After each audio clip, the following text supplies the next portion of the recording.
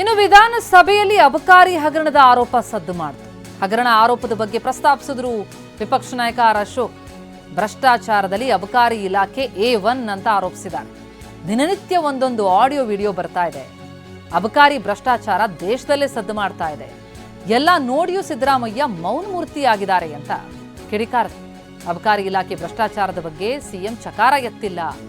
ಭ್ರಷ್ಟಾಚಾರದ ಹಣವನ್ನ ಚುನಾವಣಾ ರಾಜ್ಯಗಳಿಗೆ ಕಳಿಸಲಾಗ್ತಾ ಇದೆ ಅಂತ ಹೇಳಿ ಆರೋಪಿಸಿದ್ದಾರೆ ವಿಪಕ್ಷ ನಾಯಕ ಆರ್ ಅಶೋಕ್. ಇಲಾಖೆ A1 ಇಲಾಖೆ ನಂಬರ್ 1 ಅಪರಾಧಿ ನಂಬರ್ 1 ಅಂತಿರಲ್ಲ, ಅಪರಾಧಿ ನಂಬರ್ 1 ಇಲಾಖೆ ಅಬಕಾರಿ ಇಲಾಖೆ. ಆಕ್ಸಿಜನ್ ಕೊಡುವಂಥದ್ದು, ನಿಷ್ಕ್ರಿಯಕ್ಕೆ ಆಕ್ಸಿಜನ್ ಕೊಡೋದು.